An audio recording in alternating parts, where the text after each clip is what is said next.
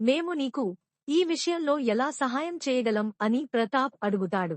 దానికి శ్రీను నేను కూడా మిమ్మల్ని అందుకే పిలిచాను.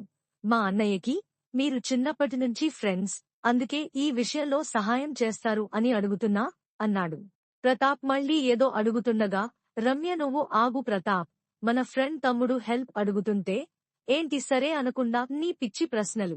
సరే శ్రీను, నీకు హెల్ప్ చేస్తాం మేము, ఇప్పుడు ఏం చెయ్యాలి అది చెప్పు అని రమ్య అనగానే, సునీత అవును మనం ఎలాగైనా రవిని చంపినవాడ్ని కనిపెట్టి వాడ్ని కోర్టులో సబ్మిట్ చెయ్యాలి అన్నాది.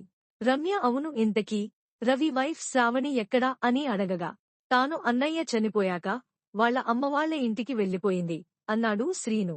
అయితే మనం ఫస్ట్ మీ వదినతో మాట్లాడి మీ అన్నయ్య చనిపోయిన ముందు ఏమైనా చెప్పాడా అని కనుక్కోవాలి అన్నాది సునీత. రవి ఒకసారి మీ వదినకి కాల్ చేయి అన్నాడు ప్రతాప్. శ్రీను తనకి కాల్ చేస్తాడు. తన కాల్ కలవకపోయేసరికి శ్రావణి వాళ్ళ అమ్మకి కాల్ చేసి ఒకసారి వదినగారికి ఇస్తారా అనగానే, అదేంటి బాబూ, మీ పెద్దనాన్న వాళ్ళ ఇంట్లోనే ఉంది కదా, మీ అన్నయ్య చనిపోయిన తరువాత వచ్చి 1 వారం తరువాత నేను మా అత్తగారి ఇంటికి వెళ్ళిపోతా అని మేము ఎంత ఉండమన్నా ఉండకుండా వెళ్ళిపోయింది.